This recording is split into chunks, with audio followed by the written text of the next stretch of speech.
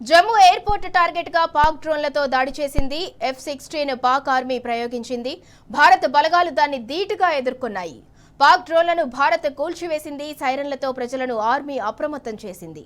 సరిహద్దుకు 50 కిలోమీటర్ల దూరంలో రాకపోకలు బంద్ చేశారు. జమ్మూ వ్యాప్తంగా సైరన్లు మోగుతున్నాయి. జమ్మూ కాశ్మీర్లో ఇంటర్నెట్ సేవలు కూడా నిలిపివేశారు. సాంబా సెక్టార్లో పాక్ కాల్పులకు తెగబడగా S-400 సిస్టంతో పాక్ మిసైళ్లను భారత్ ధ్వంసం చేసింది. సరిహద్దులు దాటి భారత్లోకి ప్రవేశించిన F-16 2 JF-17లను కూల్చివేసిన ఇండియన్ ఆర్మీ పాక్ను మరో చావు దెబ్బ కొట్టింది. మొత్తం 3 ఫైటర్ జెట్లను భారత్ సైన్యం కూల్చివేసింది. అటు పాకిస్తాన్కు చెందిన ఫైటర్ జెట్ పైలట్ను ఇండియన్ ఆర్మీ పట్టుకుంది. ఇక ఇదే అంశానికి సంబంధించి మరింత సమాచారం మా ప్రతినిధి లివిల్ అందిస్తారు. లివిల్, ప్రస్తుతం జమ్మూ కాశ్మీర్ దగ్గర సిచ్యువేషన్ ఏ విధంగా ఉంది? ఇంకా కాల్పులు జరుగుతూనే ఉన్నాయా? ఏదైతే పాకిస్తాన్ సంబంధించి ఉగ్రవాద స్థావరాలపై దాడి చేసిన తర్వాత పాకిస్తాన్ ఆర్మీతో పాటు పాకిస్తాన్ ఉగ్రవాదులు భారత్ పై తెగబడుతున్నారు. వారిని ఎప్పటికప్పుడు కేంద్ర భద్రతా బలగాలు తిప్పికొడుతున్నాయి. ప్రత్యేకంగా జమ్మూ కాశ్మీర్ తో పాటు పంజాబ్, రాజస్థాన్ బార్డర్ స్టేట్స్ అయిన ఈ 3 స్టేట్లలో పాకిస్తాన్ కవ్వింపు చర్యలకు పాల్పడుతుంది. మిసైల్స్ తో పాటు డ్రోన్స్ తో దాడి చేస్తుంది. వాటన్నింటిని కూడా ఎప్పటికప్పుడు పసిగడుతుంది. రాడార్ వ్యవస్థ పూర్తిగా యాక్టివ్ చేయడంతో ముందుగానే పసిగట్టి వాటిని ధ్వంసం చేస్తున్న పరిస్థితి కనిపిస్తుంది. S-400 ఇప్పటికే యాక్టివ్ చేశారు. S-400 ఫుల్ యాక్టివ్ మోడ్ లో ఉండడంతో ఆ డ్రోన్ వ్యవస్థను అంటే పాకిస్తాన్ ఉపయోగిస్తున్న డ్రోన్ వ్యవస్థను ఎప్పటికప్పుడు తిప్పికొడుతూ దాన్ని నేలమట్టం చేస్తున్న పరిస్థితి ఇవాళ బార్డర్ లో కనిపిస్తుంది. అంతేకాకుండా ఏదైతే సివిలియన్స్ సాధారణ పౌరులపై దాడులు తెగబడింది. చాలా మంది సాధారణ పౌరుల ఇళ్లపై దాడులు చేయడంతో అవన్నీ కూడా ధ్వంసమైపోయిన పరిస్థితి కనిపిస్తుంది. వారందరినీ కూడా ఇప్పటికే సురక్షిత ప్రాంతాలకు తరలించారు.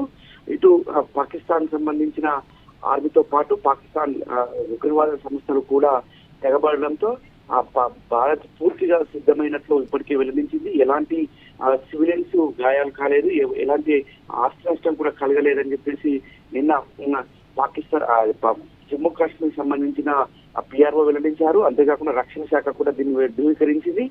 ప్రధానంగా భారత సైన్యం అంతా కూడా త్రిదళాలంతా కూడా సిద్ధమైనాయి.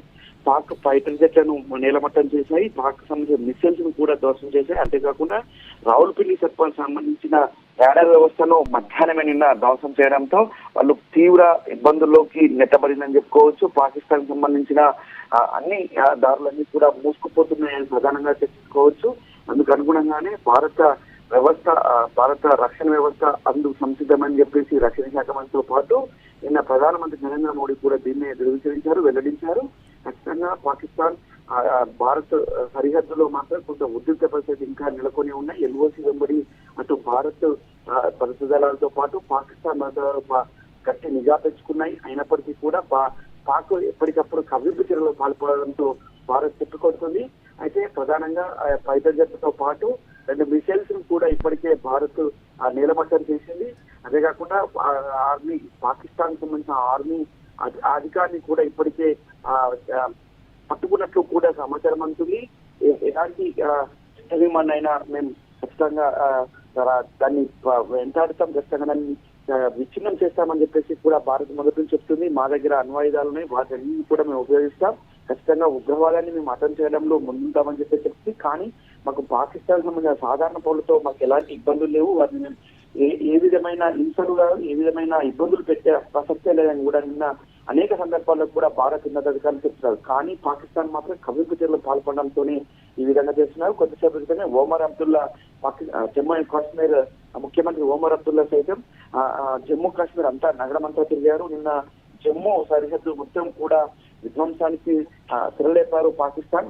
కానీ భారత దళాలు దాన్ని తీవ్రంగా ప్రతిఘటించాయి, పూర్తిగా ధ్వంసం చేశాయని చెప్పేసి కూడా కొద్దిసేపు క్రితమే ఎక్స్ వేదికగా ప్రకటించారు. అటు రాజస్థాన్ ముఖ్యమంత్రి కూడా ఎప్పటికప్పుడు దీన్ని పర్యవేక్షిస్తున్నారు. బార్డర్ స్టేట్స్ కనుక ప్రత్యేక సమావేశం ఏర్పాటు చేసిన అర్ధరాత్రి వరకు కూడా ఉన్నత సమీక్ష చేసి భద్రతా దళాలను ఎప్పటికప్పుడు అప్రమత్తం చేస్తున్నారు. ఇప్పటికే 27 విమానాశ్రయాలను తాత్కాలికంగా మూసివేయబడ్డాయి. అంతేకాకుండా ఇతర విమానాశ్రయాలకు కూడా ప్రత్యేకంగా ఆదేశాలు జారీ చేశారు.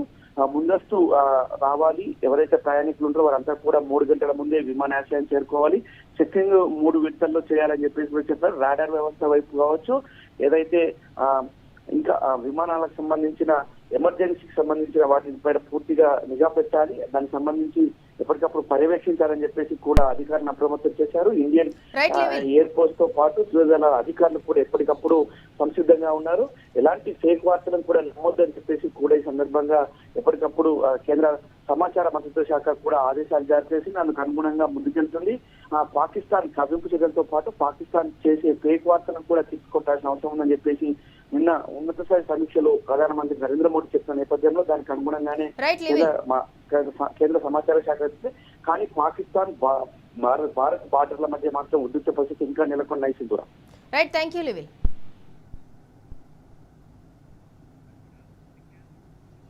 సరిహద్దుల్లో పాకిస్తాన్ దాడుల నేపథ్యంలో ధర్మశాలలో ఐపీఎల్ మ్యాచ్ను నిలిపివేశారు. పంజాబ్ వర్సెస్ ఢిల్లీ మ్యాచ్ నిలిచిపోయింది. బ్లాక్అవుట్ కారణంగా మ్యాచ్ ఆగిపోయింది. తక్షణం ప్రేక్షకులను స్టేడియం నుంచి వెళ్లిపోవాలని ఆదేశించారు. ప్రేక్షకులందరినీ జాగ్రత్తగా అక్కడి నుంచి బయటకు పంపేశారు.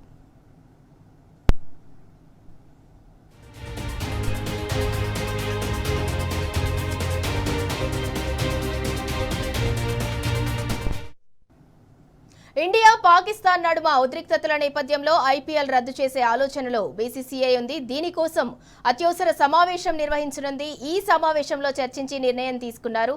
ఆటగాళ్ల భద్రతకు ప్రాధాన్యతను ఇచ్చేందుకు దీనిపై చర్చిస్తామని బీసీసీఐ తెలిపింది.